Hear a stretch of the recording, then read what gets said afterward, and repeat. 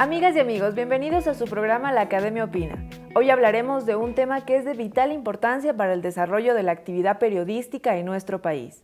A los 5 años y medio se aprobaron algunos cambios de la Ley Orgánica de Comunicación. Para abordar este tema, hemos invitado al profesor Guillermo Mastrini de la Universidad de Quilmes, Argentina. Él investiga temas relacionados a políticas de comunicación y a un reconocido comunicador social de nuestra localidad, el licenciado Boris Arango, director del medio de comunicación digital Primer Reporte. Bienvenidos, es un gusto contar con su presencia. ¿Qué tal? ¿Cómo les va? Guillermo, para poder empezar ya este tema, con respecto a las políticas de comunicación, ¿qué coincidencias se encuentran entre las distintas leyes que regulan la comunicación y los distintos países latinoamericanos? Bueno, yo creo que hubo un fenómeno que se desarrolló aproximadamente entre el año 2000 y 2015 en América del Sur, más que en América Latina, donde coincidieron una serie de gobiernos con una orientación, digamos, de centroizquierda, de izquierda moderada, que por primera vez en la historia de la región puso en el centro del debate público el tema de los medios de comunicación. Es decir, si algo tienen en común estos gobiernos en la materia es que todos discutieron qué hacer con los medios de comunicación. Y yo creo que aquí hay algo relevante, hay algo que debemos destacar, que es que estos medios, digamos, estas políticas en general fueron hechas hasta entonces, hasta el año 2000, en acuerdo de unos pocos.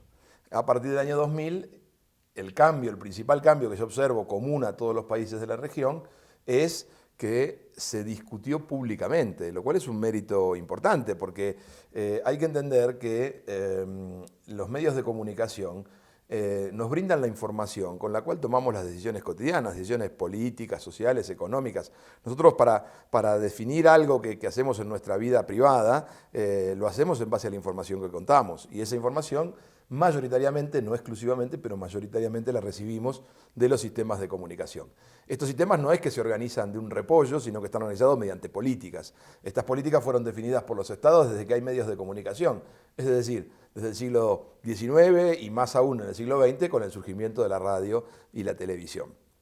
Desde entonces y hasta el año 2000, esas políticas quedaron muy acotadas al universo de algunos sectores del Estado muy pequeños y las empresas del sector que tenían intereses en promover un entorno favorable para ellas. A partir del año 2000 cambia la situación y se empieza a discutir públicamente. Es decir, los gobiernos instalan en la agenda pública la cuestión de que es necesario regular los sistemas de medios, cosa que ya ocurría, solo que no se discutía. En Ecuador se aprobó la Ley de Comunicación Orgánica en el año 2013 y a partir de ahí existe un ente que es el que está encargado de la regulación, de la auditoría, de la vigilancia. ¿Usted considera que es necesario que exista un ente para que regule los medios de comunicación? A ver, en todo país, en todo momento de la historia, hubo entes reguladores de la comunicación. Insisto, los sistemas de medios se guían primero por la Constitución, que garantiza la libertad de expresión en casi todos los países del mundo. Hay muy pocas excepciones. En segundo lugar, por las leyes que dan y que estructuran, por ejemplo, cómo se reparten las licencias, quiénes pueden ser licenciatarios o no. Eso existió siempre. Vía alguna ley formal, vía algún decreto de algún gobierno, pero siempre hay regulación. Y siempre hubo autoridades regulatorias, es decir, encargados de aplicar el marco legal para que eso, porque si no, ¿quién define concretamente cómo opera un sistema mediático? Entonces, el organismo regulador existió siempre. Yo creo que en algunos países uno de los riesgos que ocurrió en este periodo que antes señalábamos, del año 2000 al 2015, es que a algunos entes reguladores se le dieron demasiadas atribuciones, especialmente algunas atribuciones que yo no coincido, que es en relación a la posibilidad de restringir contenidos. Porque nosotros estamos a favor de una regulación, de una intervención fuerte del Estado, de una intervención equiparadora del Estado para que todos puedan tener al menos algún tipo de recurso comunicacional, pero nunca a favor de que el Estado y especialmente algún tipo de gobierno pueda ejercer algún tipo de control sobre los contenidos. En ese sentido, hubo excesos en algunos casos en relación a las funciones que se le atribuyeron o a las capacidades que se le atribuyeron a los organismos reguladores. Boris, bienvenido. Con respecto a su labor periodística, ¿considera usted que la Supercom cumple con el tema de la regulación a la ley de comunicación? Bueno, en realidad creo que fue una institución que sirvió en su momento también para poder, primero, dar cumplimiento a la ley, que fue el objetivo de poder crear esta entidad de carácter público. Sin embargo, creo que las funciones a las cuales estaba encomendada se desconfiguró en el momento de empezar a perseguir a ciertos medios o a generar cierta sanción o convertirse en una entidad netamente sancionatoria, que fue lo que ocurrió con esta entidad a nivel del país, por un gobierno de turno en el cual utilizó este instrumento que estaba constituido dentro de este marco jurídico que permitía poder sancionar a los medios los cuales incumplían ciertas normas que estaban reguladas por la ley. Sin embargo, creo que también hubo un direccionamiento político y era un instrumento fácil de poderlo utilizar a nivel político para poder generar cierto temor también a los medios de comunicación. Creo que estuvo mal utilizado. Debe haber una institución como esta, como la Supercom, quizá no con este mismo nombre. Debe existir para que pueda velar incluso por los derechos de los ciudadanos también, no solamente de los comunicadores, o sea, un espacio incluso también para la capacitación constante de los comunicadores sociales en el país. Creo que debería orientarse en ese camino una entidad con esas características, más allá de convertirse en una institución, una entidad que busque perseguir a los comunicadores sociales. Con respecto al manejo de la información y con todo el acceso que tenemos ahora a todas las personas, ¿usted cree que la Supercom quizá obligaba a los periodistas a ser más responsables con el manejo de la información? Pero yo creo que la ética periodística, los compañeros y colegas periodistas lo han venido manejando. Hay que ser claros también que han habido excesos en cuanto a la prensa en nuestro país, en nuestra provincia de Loja también, lo propio. Creo que de alguna manera la ley de comunicación también, y a través de esta entidad, frenó ciertos excesos que también sí existen a través de la prensa, pero sin embargo con figuras o términos que se incluyeron dentro de la ley de comunicación, como el tema del linchamiento mediático, que fue quitado de hecho en estas últimas reformas, impedía de alguna manera que podamos o que se pueda generar cierto periodismo de investigación, es decir, nosotros o cierto medio no podía entregar un trabajo investigativo en varias entregas, porque podría ser considerado este tema como un linchamiento mediático frente a alguna autoridad que se vea afectado frente a esta investigación periodística. Entonces, era un tema bastante subjetivo, la verdad que la ley y la institución como tal, la Supercom, hacía su trabajo, pero como digo, de alguna manera también cumplía ese rol en el ámbito más que político, a que un tema fundamental, que era el de poder velar también por los derechos de los ciudadanos. Es momento de hacer una pequeña pausa publicitaria.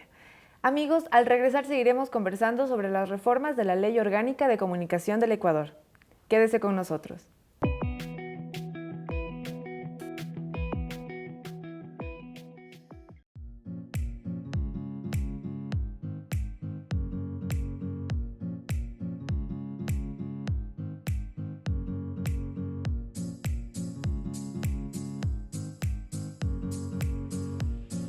Hola, ¿cómo estás? Soy Germán Lynch.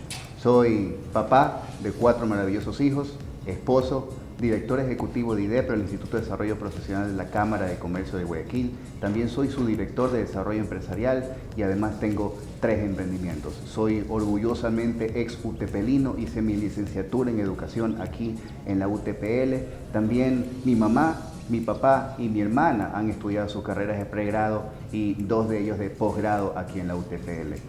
¿Cómo me ha aportado la UTPL en mi vida? Bueno, principalmente ayudando a encontrar un equilibrio en la administración de mi tiempo profesional, personal y por sobre todo de desarrollo como persona, como ser humano y como profesional. El administrar correctamente tu tiempo, encontrar que entre el éxito profesional y tú no hay distancias, es especialmente importante cuando estás estudiando en la UTPL.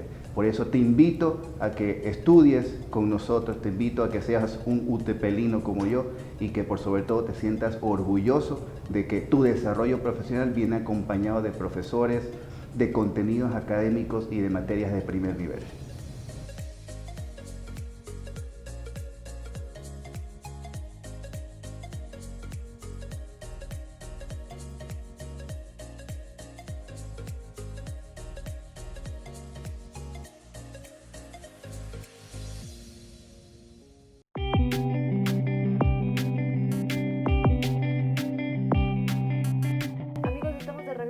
espacio La Academia Opina. Muy bien, para continuar hablando sobre este tema tan importante, Boris, con la figura del linchamiento mediático que ha sido eliminado, ¿cómo ve usted a partir de ahora el papel de los distintos medios de comunicación con respecto a este artículo que ha sido eliminado? Bueno, yo creo que es importante el poder, el que ya no exista esa figura como tal del linchamiento mediático, que lo decía, es un tema, era bastante subjetivo, de que si hay excesos de la prensa en determinado momento en el que pueda querer dañar la imagen de alguna autoridad en específico, porque de alguna manera también la prensa muchas de las veces actúa por esos intereses, incluso intereses económicos a nivel del país y a nivel de nuestras provincias. Sin embargo, también decía, me parece que era una forma de poder frenar el tema de investigación periodística. Un medio de comunicación tradicional no podía presentar una serie de investigaciones frente a una persona porque podría ser denunciada o podíamos caer en este articulado que hablaba del tema del linchamiento mediático. Creo que era necesario y creo que ahí el surgimiento incluso de los medios digitales, porque en el país empezaron a salir y a surgir nuevas plataformas digitales para evitar el tema del linchamiento mediático en virtud de poder generar sus contenidos informativos, sus contenidos de investigación periodística a través de nuevas plataformas que no cobija evidentemente la ley de comunicación. Yo estoy de acuerdo con lo que señala, porque me parece que era una figura que no contribuía a un desarrollo democrático de los sistemas de comunicación, incluso no estaba conforme a los estándares de libertad de expresión que se presentan desde, por ejemplo, la Rectoría de Libertad de Expresión de la OEA o de otras instancias internacionales.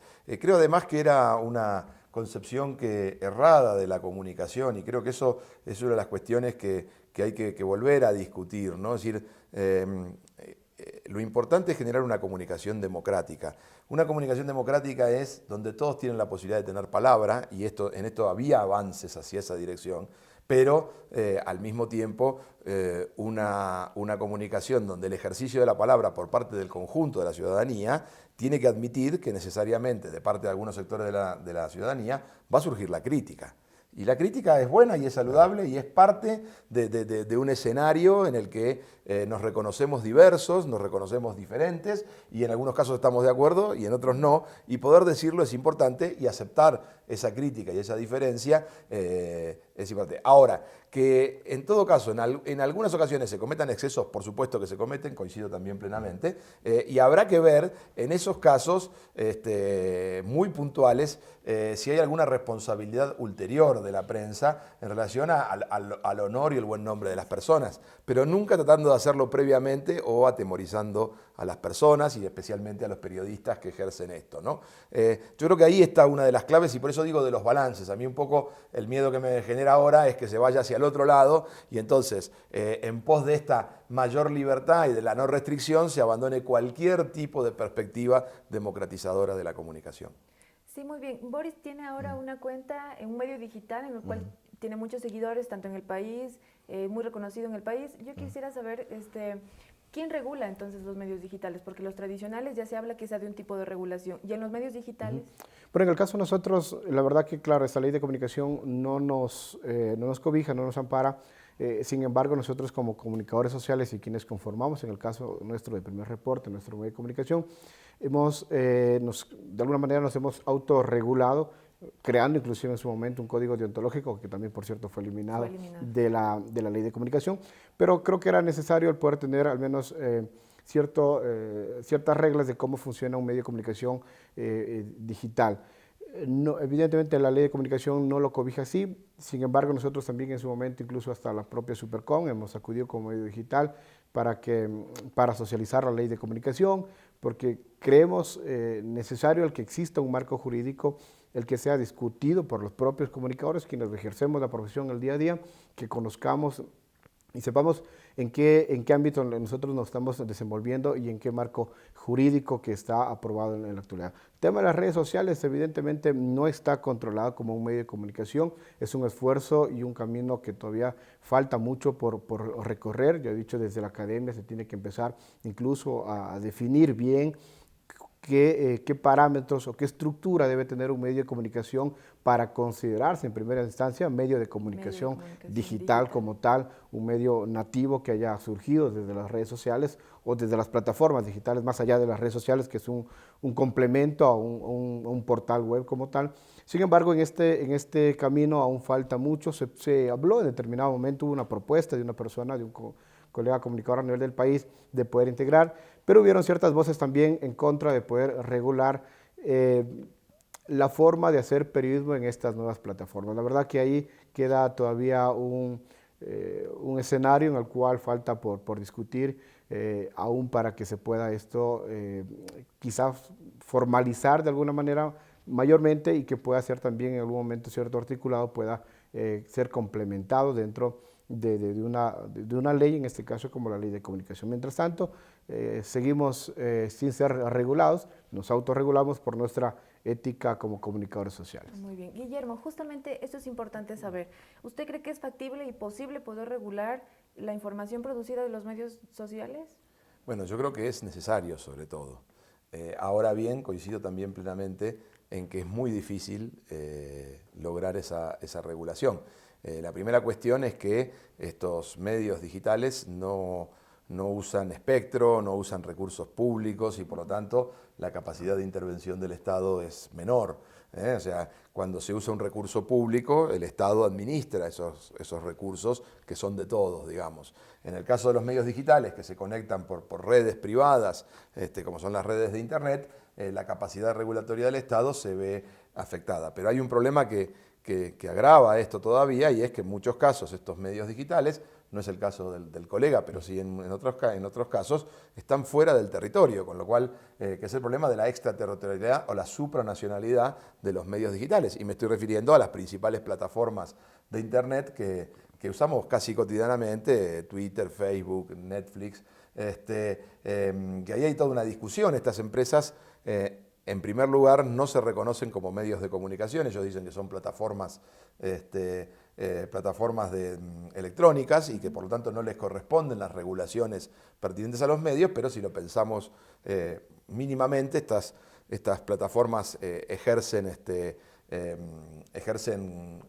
tienen una posición editorial, es decir, definen qué se puede y qué no se puede publicar en sus medios, con lo cual eso es una decisión editorial. Más allá de después de que cada uno suba sus contenidos y que ellos no generen el contenido, sí hay política editorial, y por lo tanto, habiendo política editorial y que estas redes son fundamentales para el acceso a la información del conjunto de la ciudadanía, esto se ha analizado ya en todo el mundo y se sabe que los jóvenes no miran los sistemas de comunicación directamente en los medios, sino mediados a través de las plataformas. Es decir, la gente que accede a un diario en Ecuador lo hace generalmente, sobre todo los chicos jóvenes entre 15 y 25 años, lo hacen a través de plataformas tecnológicas, no directamente en el portal.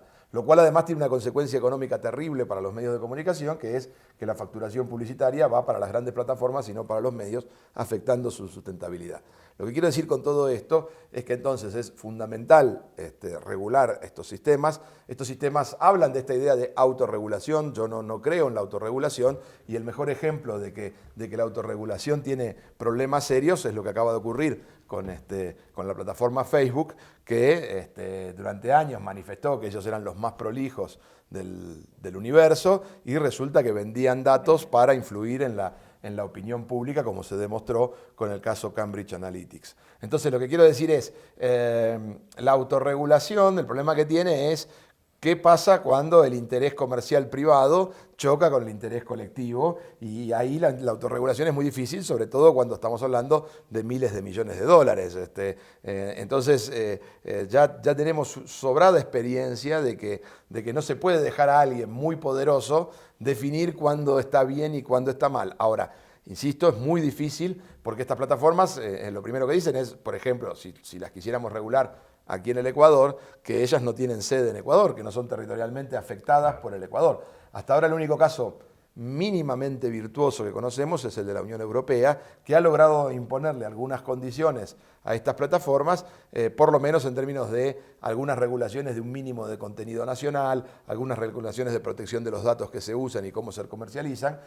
De todas formas, es una regulación escasa y mínima. Lo que hay que entender, sí, y esto para mí es un déficit de la región latinoamericana o sudamericana, es que para poder negociar con estas empresas, ningún país puede ir solo, porque lo que hay que ir es como un conjunto de países que expresan su preocupación ante el avance de estas tecnologías. Si se pretende hacer desde el lado individual, no van a tener la fuerza necesaria para poder lograr los cambios importantes. Muy bien, queremos agradecerles por su presencia. Ha sido un gusto poder conversar sobre este tema tan importante. Definitivamente nos falta tiempo para conversar más acerca de las políticas de comunicación y sobre las reformas de la ley de comunicación. Muchas gracias. Gracias a ti. Amigos, esto ha sido su espacio, la Academia Opina. Hasta la próxima.